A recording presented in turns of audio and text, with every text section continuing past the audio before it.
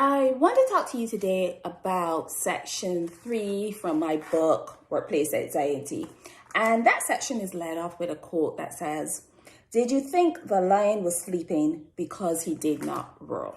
And the reason I want to focus on that and what that usually means is that roaring is about ensuring that you are engaging in the behaviors that you need to, and it's really about getting out of your own way.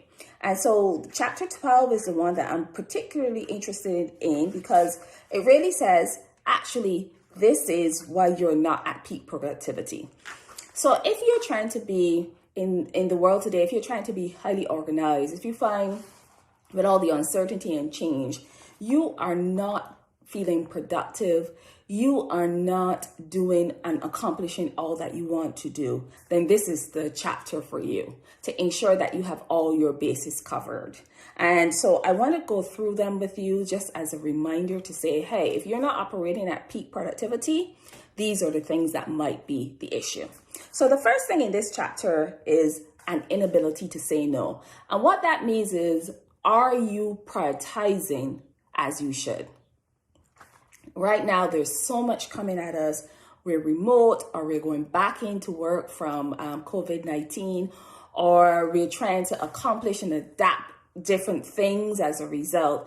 And so there's a whole lot coming at us. And so we have to ensure that we are prioritizing, or as I like to say, ruthlessly prioritizing. That is the most important thing as we go through the day, figuring out what are we as leaders, what can we and only we accomplish. So in other words, if I don't pay attention to this, it will not get done the way that it should. And so we must ruthlessly prioritize to ensure that we are accomplishing our goals. And that means we can't say yes to everything. So what are you saying no to? And what are you saying yes to? Are you prioritizing as you should? The second thing from this chapter we talk about is you're busy, but you're not productive. As you know, when it comes to work, there are two types of work. There's the work that keeps the doors open. So you have to send emails, you have to have phone calls, you have to have meetings. But those are busy work. The real productive work comes out of after those things. It comes from sitting down and figuring out, how do we accomplish at this goal? How do I write this report, this proposal? How do I advance the issue that is essential to us getting a project or us getting a contract? So there are two types of work. There's the busy work, what we call keeping the doors open. And then there's the actual execution of projects and goals that keep the doors open and ensure that we advance. Are you focusing on both of them, or is your day filled with the busy work of meetings, emails, conversations? And if you look at your day or your week and realize that it's just filled with keeping the doors open work, the busy work, that is essential, but it really doesn't advance your goal of, for example, to keep your sales at 30% or to improve or exploit a particular market, given this new arena that we're operating in, then you're going to find that you're not accomplishing, and that's going to hold you back. Another issue is your health goals. Do they support what you are doing? So we know we need to rest. We need to have enough water, drink enough water. We need to exercise. We need to eat healthy. But the more stressed we become, the more pressure that we feel at work, these health activities tend to go on the wayside. And then what ends up happening is that you are driving your car on an empty gas tank. So if you are not as productive as you want to be, check to ensure that your health behaviors are matching your goals.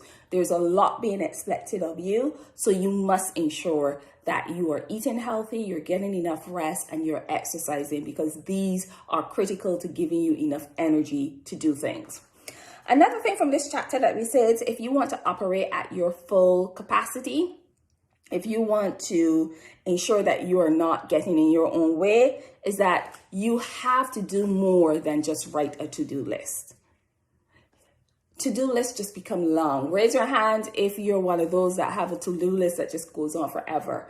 We have to move past the to-do list and put the things that you require to do onto your calendar.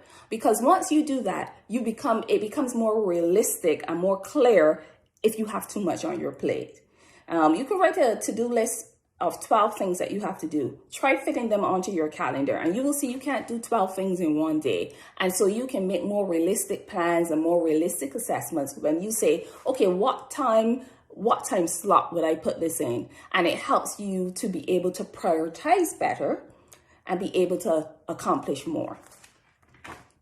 And the last thing coming from this is that you have got to manage your mood. Emotions are very, very contagious, and you cannot, once you wake up in the morning, the most effective thing you can do for yourself is to put yourself in a right frame of mind to ensure that you have the approach, the attitude, and the emotions for you to be productive. So if the first thing you do on mornings when you get up is to look at your emails or look at your text messages, then you are making yourself available to people. They will set your mood for the day. They determine how you feel when you wake up. However, if the first thing you do when you wake up is to do a little bit of meditation or to exercise or to read something nourishing and inspiring and motivational for yourself, then you put yourself in the right frame of mind to attack your day. So definitely try to ensure that you are not putting your mood and how your day goes into the hands of other people. So these are the things that I want to say that you want to ensure help you to establish and get the best from yourself, and that you get out of your own way, that you are engaged in behaviors that allow you to grow, that allow you to be your best, and allow you to maximize and activate everything that is within you. Okay? Thank you.